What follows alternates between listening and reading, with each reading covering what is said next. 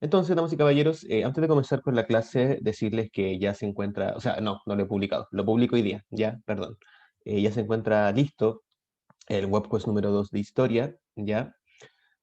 Básicamente es el que tengo acá, déjenme un poco acá, lo voy a transmitir para que lo vean, para que le echen una ojeada.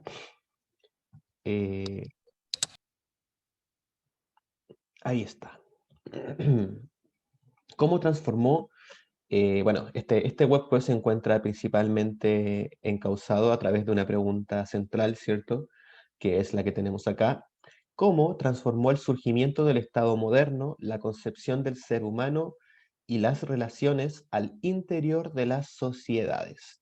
Esa es la pregunta que encauza nuestro aprendizaje, ¿cierto? Como un spoiler de lo que se van a poder encontrar. Básicamente la respuesta indaga en derechos humanos, derechos del niño, derechos de las mujeres, ¿cierto?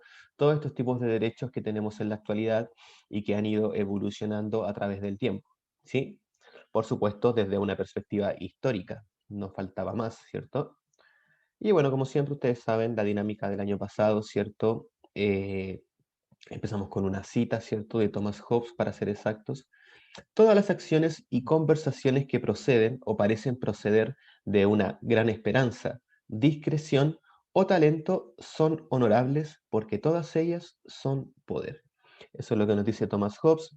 Y bueno, básicamente, ¿cierto? Los objetivos de aprendizaje, ¿cierto? A los que están oficializados a través del Ministerio de Educación. Y después comienza la materia como tal, ¿cierto? Por ejemplo, esta primera parte fue la que vimos la semana pasada, ¿cierto? ¿Se acuerdan que analizamos el Leviatán de Thomas Hobbes, ¿cierto? En perspectiva de ser una fuente primaria, ¿cierto? Esto ya es lo que sigue a continuación, lo que sigue la clase que toca hoy, ¿cierto? Después viene lo que viene la próxima semana, ¿cierto? Bla, bla, bla, etcétera, etcétera, etcétera. Y la actividad, ¿cierto? Que tienen que hacer, damas y caballeros, para este web quiz, es un ensayo histórico, ¿ya? El ensayo histórico tiene que ser de 3 páginas. ¿Qué opinan de que el ensayo histórico sea de 3 páginas? ¿Es mucho? ¿Es muy poco? ¿Está bien? El ensayo histórico principalmente es escribir su opinión, pero por supuesto manejando ciertos conceptos claves que estamos trabajando en esta materia, por supuesto, y responder la pregunta que comienza este webquest, ¿cierto? ¿Cómo transformó el surgimiento del Estado moderno la concepción del ser humano y las relaciones al interior de las sociedades? ¿Cierto? Eh, y yo puse 3 páginas. 3 páginas, ¿estaré pecando de mucho o de poco? ¿Qué opinan ustedes, chiquillos? También me interesa saber su perspectiva a la hora de trabajar, porque al final de cuentas son ustedes los que tienen que resolver no solamente este trabajo, sino muchos más. Entonces me interesa saber qué opinan ustedes. Depende del tamaño de la letra, igual para hacer 3 páginas. Estamos de acuerdo. ¿Les parece, Fernanda, si el interlineado es de 1.5? Miren, me parece que el que está acá es interlineado 1.5. No, es 1. Si lo interlineas 1.5 sería así. ¿Les parece ese interlineado para el trabajo? Yo creo que eso está bien. Muchas gracias por tu... Sí, perfecto. Genial. Pulento, bacano, cachilupi, depende del contenido. ¿Cómo depende del contenido, Vicente? ¿De la información que quiero que ustedes busquen? ¿De eso depende?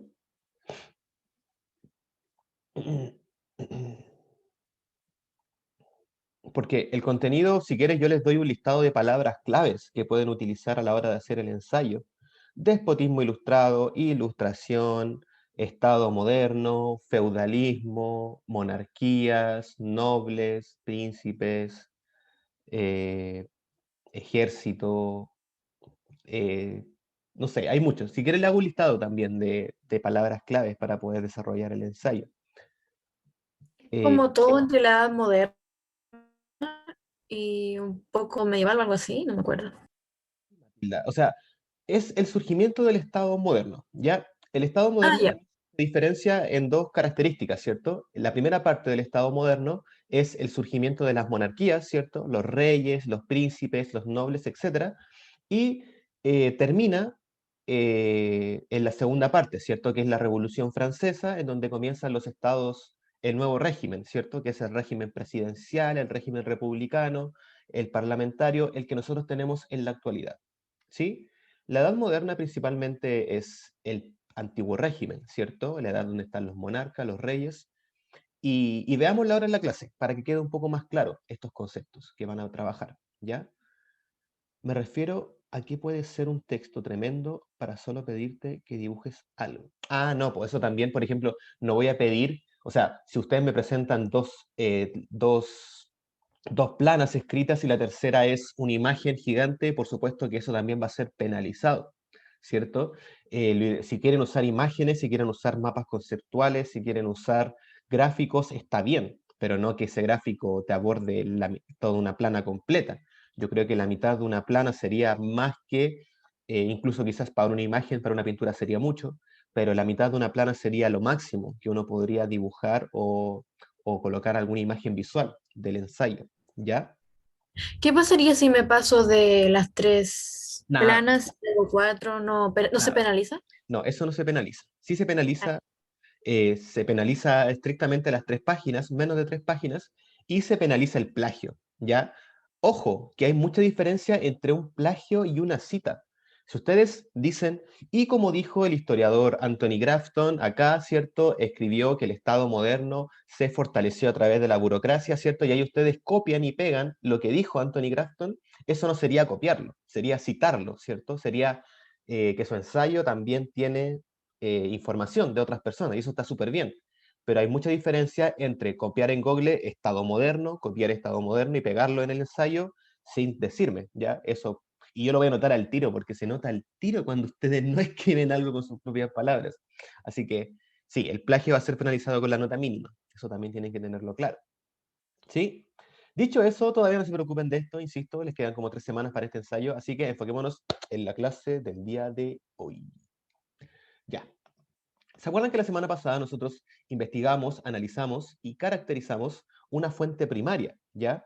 Esta fuente primaria era la portada del texto El Leviatán, el cual es escrito, bien, profe, fue escrito en 1651, ¿ya? Lo que vamos a hacer esta semana, damas y caballeros, es analizar también, o más que analizar, caracterizar, si la memoria no me falla, sí, caracterizar. Por supuesto, ya doy por hecho que tienen su cuaderno, ¿cierto? El Estado moderno, o simplemente sacan pantallazo, no sé cuál será su método de trabajo, el Estado moderno a partir de su contextualización, el Estado moderno a partir de su contextualización histórica. Bien ahí, histórica.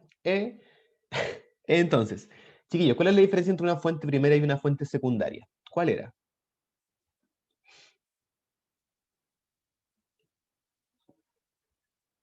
¿Cuál era la diferencia entre una fuente primaria y una fuente secundaria?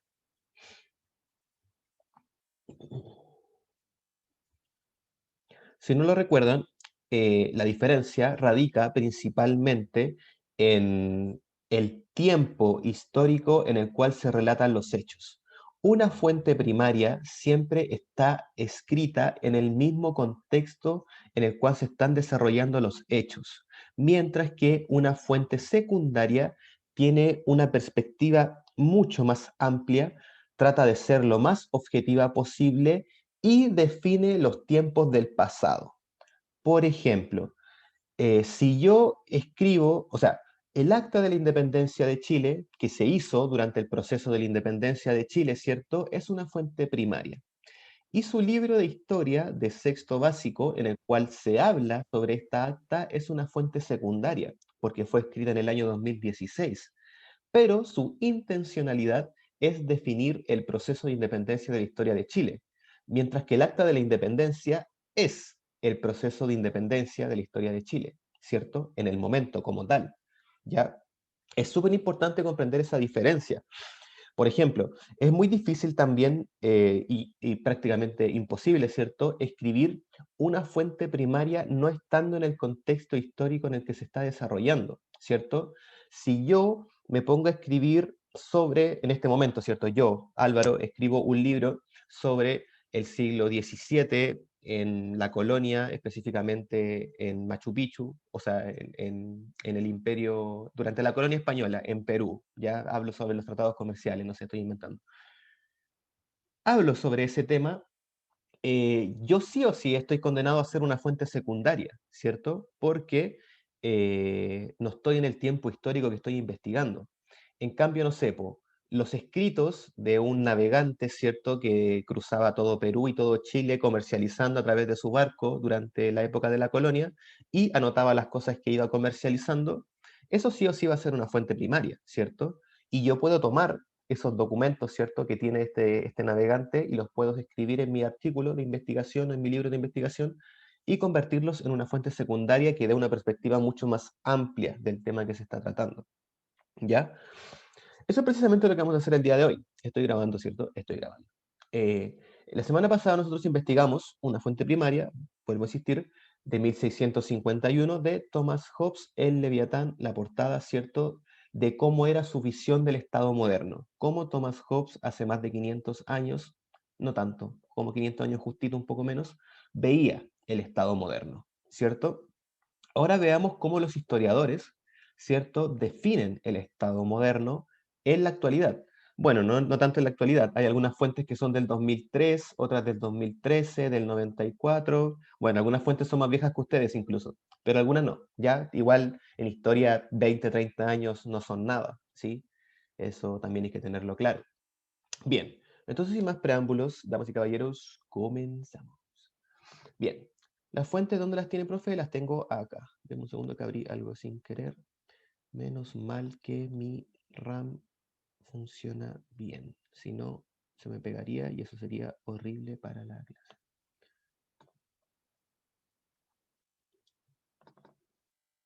Reforzamiento, primeros medios, clase número 2, recurso número 1. ¿No? Sí. Bien.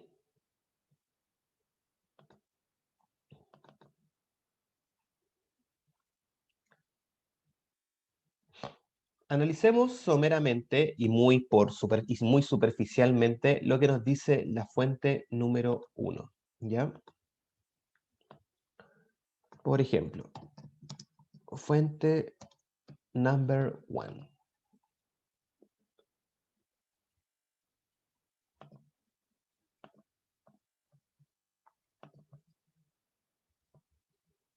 ¿Quién quiere leer? ¿Quién se ofrece a leer?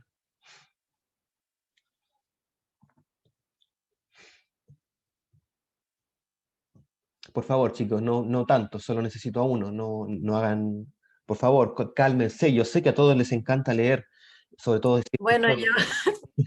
Por favor, Matilda. ok. Los estados fueron dirigiéndose lentamente a partir del siglo, 15. ¿cuál es? 15, gracias, a lo que será llamado el Ancien Régimen o Antiguo Régimen. Este se caracterizó por la decadencia de las grandes fuerzas que en la Edad Media había representado el imperio y el papado, el feudalismo y las corporaciones humanas. Mientras que estas últimas resultaron en un conjunto incapaces de imponerse políticamente, los feudatarios fueron sustituidos a una gran escala por los nuevos estratos superiores, cuya fortuna se fundaba sobre todo en la propiedad inmobiliaria. En suma, mientras el viejo feudalismo estaba en decadencia, en toda Europa se erigía un nuevo orden laico, privilegiado, aunque en ocasiones complejo, el de los nobles. Pero estos, a su pesar, y no ciertamente en todo el continente, estaba pasando a convertirse de vasallos en súbditos. Frente a ellos se hallaba ahora el príncipe con su corte y su burocracia. Un poder central que está articulándose de modo cada vez más eficaz. Un hecho general estaba surgiendo con claridad. El príncipe y su corte constituían la suprema instancia decisoria que se iba potenciando progresiva e irresistiblemente. Muchas gracias, Matilda, muchas gracias. Que siga potenciando progresiva e irresistiblemente, que le dio color a la autora y yo hubiera puesto inevitablemente, así como cortetanos, ya no importa. El tipo igual escribió el libro él, profe, usted no, así que por favor no se dé tanto color, ya no importa. Muchas gracias, Matilda. Bueno, ¿alguien podría resumirme, a grosso modo, de qué trata esta fuente? ¿Qué nos está explicando en esta fuente, esta persona? A muy grosso modo, a muy gran escala. Así como, profe, trata sobre esto. Punto. No hay más vuelta que darle.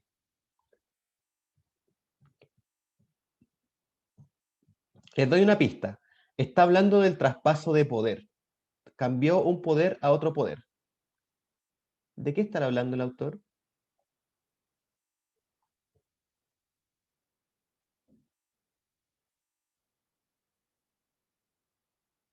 Era como cambio monárquico o algo así, Ya, de a- ya cambio monárquico. El cambio monárquico, el poder monárquico, ¿era el que estaba siendo reemplazado o era el que estaba llegando? llegando, no sé. Era el que se estaba incrementando, como nos dice él, irresistiblemente. Eh, Ah, ¿Ya? Pero ¿y cuál era el poder que se estaba decayendo, que estaba en decadencia, como dice acá? los vasallos, creo, según lo que yo entendí. Los Es... de vasallos se volvían a nobles, ¿no? No, de vasallos se volvían en súbditos, ¿ya? Ah, eso. Pero no, el poder que estaba cayendo, a ver, el chat, el del Papa caía, creo. Correcto, Fernanda. El poder eclesiástico estaba siendo sustituido por el poder monárquico. Genial. Bien, chiquillos. Entonces, fuente número uno, ¿cierto? Nos relata cómo el poder eclesiástico,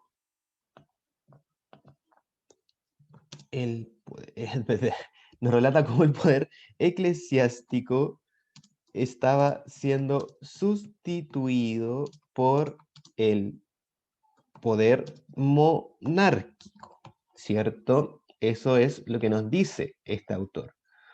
¿Y cuál, y cómo? ¿Por qué? ¿Qué estaba pasando? ¿Bajo qué preceptos entendemos que esto estaba sucediendo?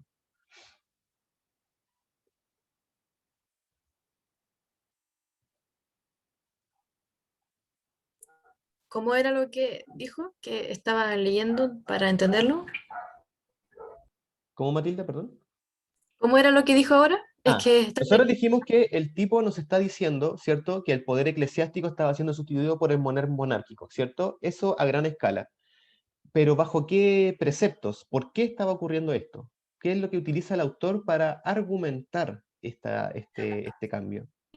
justo estaba leyendo una parte que leí, ¿Ya? dice que es la decadencia de grandes fuerzas que en la Edad Media había representado el imperio y el papado. ¿Ya? ¿Sí? Pero mira, dice, mientras que estas últimas resultaron en conjunto incapaces de imponerse políticamente, los feudatarios fueron sustituidos a gran escala por los nuevos estratos superiores, cuya fortuna se fundaba sobre todo en la propiedad inmobiliaria. En suma, mientras el viejo feudalismo estaba en decadencia, en toda Europa se erigía un nuevo orden laico privilegiado. ¿Qué significa que algo sea laico y privilegiado?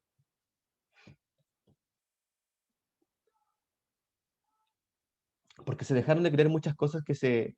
De hecho, sí, po. Recuerden, cuando algo es laico, quiere decir que no pertenece a la iglesia, no pertenece a ninguna iglesia, ¿cierto? Los estados hoy en día son en su mayoría laicos, ¿cierto? No presentan una tendencia religiosa dentro de sus gobiernos. No así en esta época, ¿cierto? En esta época sí, era un orden laico privilegiado, pero también estaba conectado intrínsecamente con la religión, los emperadores. Eh, cuya fortuna se fundaba sobre todo en la propiedad inmobiliaria, ¿cierto? Ahora las propiedades empezaban a tener un valor, una plusvalía mucho más grande que solamente el hecho de pertenecer a un lugar, sino que el hecho de que, no sé, po, una tierra en el campo valía tanto, pero un edificio en la ciudad ahora valía más. ¿Se entiende? ¿Por qué empezaba a valer más? Porque se volvía a la lógica antigua de o sea, no tan antigua, de hecho ahí es como la primera lógica, aunque no tanto, bueno, depende, eh, de la ciudad, pues, ¿cierto? Si la ciudad incrementa, su plusvalía vale y por lo tanto eso implica, ¿cierto?, de que una casa en Coyhaique no valga tanto como una casa en Providencia, ¿sí? Esa es la gracia de esta propiedad inmobiliaria, porque empiezan a valer más. Bueno, frente a ellos se hallaba ahora el príncipe con su corte y su burocracia, un poder central que estaba articulándose de modo cada vez más eficaz. Un hecho general estaba surgiendo con claridad. El príncipe y su corte constituían la suprema instancia decisoria, que se iba potenciando progresiva e irresistiblemente.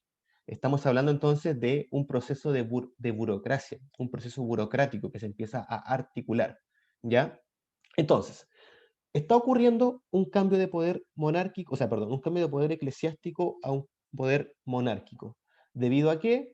Debido a la caída de los poderes de la Edad Media, debido a la suma,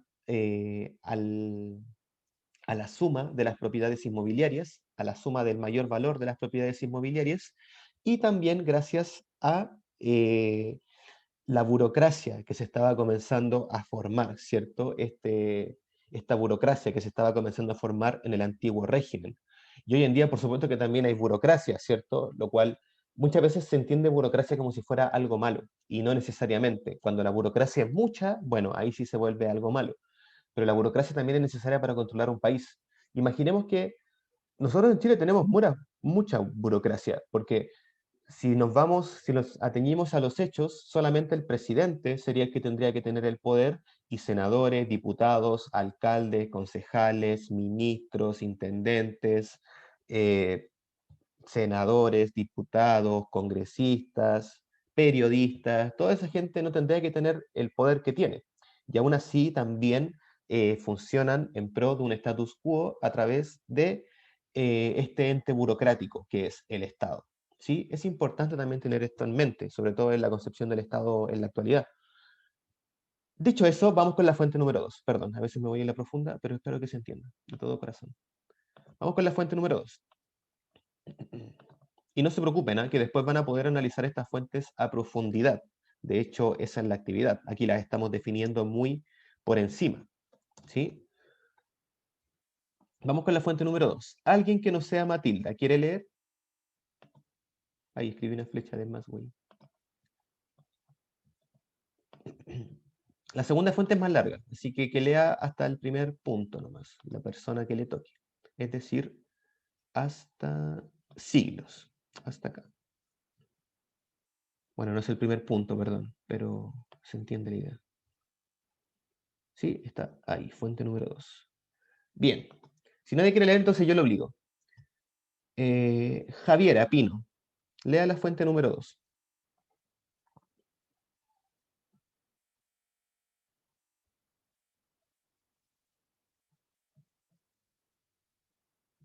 Javiera, cuénteme.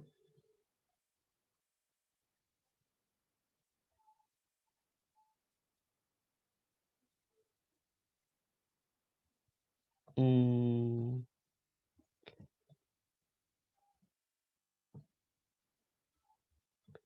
ok, se entiende. Fabiola Barra, lea la fuente número 2.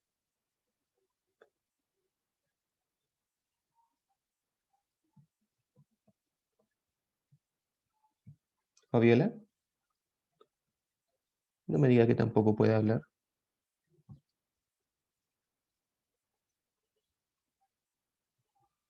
Fabiola Barra,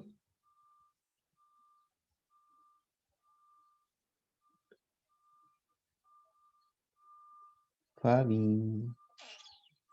Se quedó dormida la Fabi. Tomás Arauz, ¿puede leer usted la fuente número 2, por favor? Se trata sobre militares. Ah, es interesante. Ah, no, mentira. Tomás, ¿puede leer, por favor?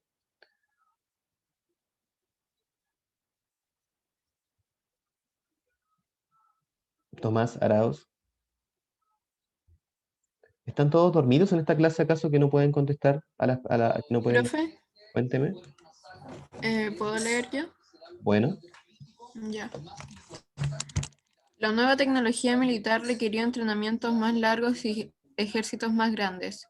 lo que significa que esas fuerzas de campo vieron la necesidad de mantener al menos el núcleo de un ejército permanente de un conflicto a otro. Los ejércitos permanentes fueron un factor clave en el crecimiento de los estados-nación. Hacia el 1500, las naciones europeas occidentales tenían ejércitos permanentes, generalmente llamado ejército real o ejército del rey. Parte de los soldados estaban directamente bajo el control del Estado, mientras que otros estaban organizados bajo una extensa red de contratistas militares. La combinación de nuevas armas, nuevas tácticas y ejércitos mucho más grandes ha sido. Sí, lo último, hasta ese punto, por favor, hasta siglos, Alexandra. No veo más, dice ha sido y no, ¿Ahí? no ¿Ahora sale. sí? Ah, sí, sí, ahora sí. Vista por muchos historiadores como una revolución militar, aunque otros destacan que estos cambios tomaron siglos. Muchas gracias. Yo sigo. Entonces, los ejércitos permanentes jugaron un rol central en la consolidación del poder real, y el gasto militar generalmente conformaba la mayor parte del presupuesto estatal. El suplir esos ejércitos dependía de extraer los recursos de la sociedad de manera efectiva y eficiente, lo que a su vez dependía de asegurar la capacidad de reclamar esos recursos. Este proceso comenzó siglos antes de 1450 y en todas partes implicó el establecimiento de códigos legales, tribunales de justicia, burocracias y sistemas fiscales. Después de 1450, el tamaño y la finalidad de las instituciones centrales y las actividades del gobierno se incrementaron de manera dramática en muchos lugares de Europa. Los monarcas emitieron nuevas leyes con mayor frecuencia y los estados en diversas regiones ganaron poder sobre las iglesias y sus personas, impuestos y cortes. Entonces, claramente, muchas gracias Alexandra, claramente, ¿cierto? Esta fuente número 2, ¿de qué nos habla, chiquillos? Del ejército, pero no está hablando del ejército, ¿de qué tipo de ejército? ¿El ejército real? El ejército real ya, pero el ejército del monarca, ¿cierto? Un ejército de carácter estatal, ¿cierto? Fuente número 2. Habla sobre el surgimiento de los ejércitos. Si colocamos reales, se entiende que es de monarcas, ¿cierto? ¿Cierto? Se entiende. Estamos hablando de ejércitos reales de élite, por así decirlo, ¿cierto? Habla sobre el surgimiento de los ejércitos reales, ¿cierto? Ahora bien, este es un tema súper, súper interesante, chiquillos, porque de cierta forma enmarca todo un proceso que hasta el día de hoy repercute. Por ejemplo, no es de extrañar de que el gasto del Producto Interno Bruto de los países, en su mayoría, se le pague mucho a los ejércitos. De hecho, muchos dictadores, sí, dictadores vamos a llamarlos, han utilizado al ejército, es decir, han incrementado el poder del ejército estatal con el objetivo de después violar los derechos de las democracias. Por ejemplo, en Venezuela, Hugo Chávez es un ejemplo de esto, ¿cierto?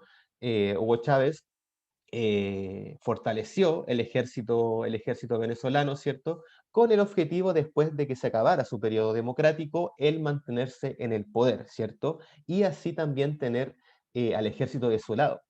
Desde esta época, desde el Estado moderno, se sabe que tener el ejército de tu lado es una ventaja increíble para poder gobernar. De hecho, yo creo que es la ventaja más real, es la ventaja más clara, más obvia, porque de lo mismo acá, por ejemplo, el golpe de Estado militar, ¿cierto? Allende violó constitucionalmente algunos derechos, lo que por lo tanto dio la facultad al ejército, o le dio la justificación, más que a la libertad, le dio la justificación al ejército para poder intervenir. Entonces, claramente, chicos, la labor del ejército siempre se encuentra dentro de eh, factores revolucionarios. Por eso es que en la cita habla de que esto fue un proceso revolucionario, ¿cierto? Si tú tienes el ejército, ¿quién va a luchar contra ti? ¿Quién va a tener las armas? ¿Quién va a tener el monopolio de la fuerza para poder combatirte? Entonces, por lo tanto, era algo que los reyes sabían, era una estrategia que los tipos ya venían desarrollando desde mucho antes. ¿ya? Es importante también tener este acontecimiento en mente. Dicho eso, damas y caballeros, esta fuente número 2 nos habla sobre eso. Todavía nos quedan dos fuentes más, ¿cierto? Que siguen tratando el concepto de Estado moderno, ¿cierto? Cómo el Estado moderno fue surgiendo, pero tocan dos aristas diferentes. Entonces, lo que vamos a hacer en la siguiente clase va a ser trabajar un cuadro. En este cuadro, ustedes deben responder lo siguiente. Dice así, denme un segundo.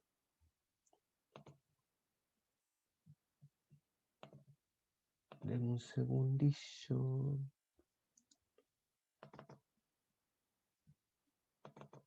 Dudas, consultas hasta ahora. Denme un segundo, veo al tiro el chat. Copiamos ese cuadro, ¿verdad? Sí, Fernanda, por favor. Vamos a trabajar en clase.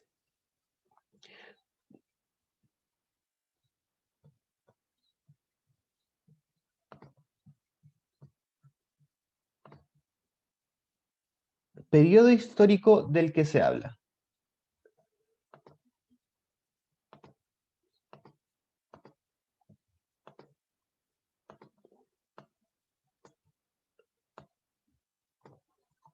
Periodo histórico del que se habla.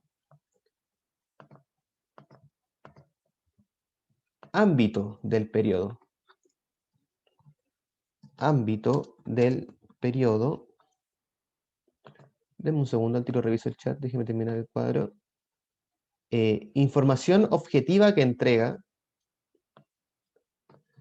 Información objetiva que entrega. Postura que el autor asume. Postura que el autor asume. Información o elementos que faltan en la fuente. Información o elementos que faltan en la fuente. Y evidencias o argumentos que utiliza el autor. Evidencias o argumentos que utiliza el autor. ¿Sí? Copien ese cuadro, chiquillos. Y este cuadro se encuentra... profe, ¿hay que volver a conectarse? Sí, sí, volvamos a conectarnos. O no, ya, filo. No, ya no nos vamos a conectar. Déjenme sacarle... Copien mientras yo le saco pantallazo a la lista. Y cuando nos toca de nuevo, chiquillos, el jueves, si la memoria no me falla, ¿cierto? Y el día jueves, cuando volvamos, vamos a trabajar en este cuadro. ¿Ya? Son 4 fuentes las que hay que investigar. Ya leímos la primera y la segunda, ¿cierto? Y las revisamos y las analizamos muy por encima, ¿cierto? Muy someramente. Pero la idea es esa, ¿ya? La idea, ese es el marco que tenemos que desarrollar. Entonces, por ejemplo, si quieren también podemos hacer la fuente número 1, que sea como ejemplo, para así no tampoco complicarlo. La idea nunca es esa. Entonces, podríamos hacer eso. Dame un segundo. ¿Por qué no se abre esto? Ahí está. Guardar. Lista, primero medio B. Escritorio. Guardar. Y llegamos hasta Roberto, y después de Roberto tengo que sacar otro pantallazo con la Selena, el Vicente, el Tomás y el Julio.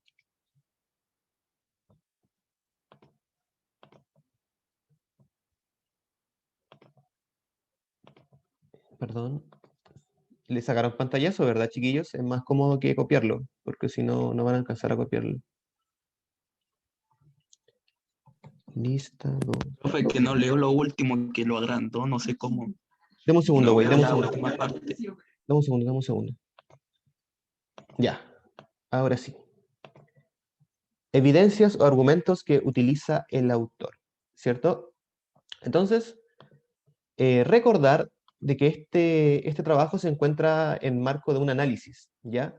Existen análisis externo en la cual uno investiga el título de la obra, el año y autor, ¿ya? Y también existen los análisis internos en los cuales uno hace lo que tenemos en este cuadrito que tenemos acá abajo, ¿cierto? Investigar la fuente ya más a fondo. ¿Sí? Entonces se encuentra como la misión, como el objetivo del aprendizaje es caracterizar, ¿cierto? Una contextualización de las fuentes les va a permitir también contextualizar de mejor forma el periodo, ¿ya? Entonces la fuente número 1, básicamente ya sabemos de lo que habla, ¿cierto? ¿De qué periodo histórico se habla? Por ejemplo, ¿ya copiaron? Ya, bien, genial.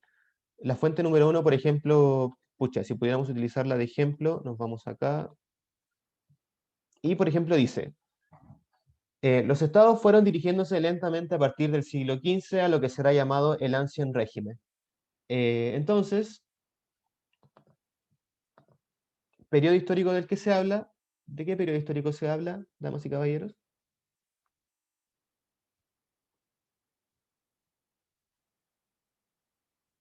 Damas y caballeros, ¿de qué periodo histórico se habla? Del siglo XV, No sé. correcto, ¿cierto? Lo dice explícito, chiquillos, no es, no se craneen tanto, simplemente léanlo y responden las preguntas. Muchas de las cosas que están acá son de manera explícita, ¿ya? El siglo XV, el ámbito que se está tratando la decadencia del feudalismo, ¿cierto? Y el surgimiento de las monarquías, como dijimos en el análisis somero que hicimos al comienzo de la clase. Entonces tampoco se craneen tanto, simplemente lean la fuente y van respondiendo a medida que van encontrando la respuesta. Quizás lo que les... Ah, bueno, me despido si es que se corta la clase antes, que estén muy bien, que tengan buena semana. Lo que les puede complicar quizás sea la información o elementos que falten, ya que ahí tienen que recurrir a su cuaderno o tienen que recurrir a información que yo he dicho anteriormente. Por ejemplo, hubiera sido muy bueno que el autor en la fuente número 1 hubiese hablado de, por ejemplo, ¿cómo se llama esto? La Reforma Protestante. Hubiera sido bueno que mencionara la Reforma Protestante para poder dar a entender el contexto que está hablando. Por ejemplo, ¿sí? Ahí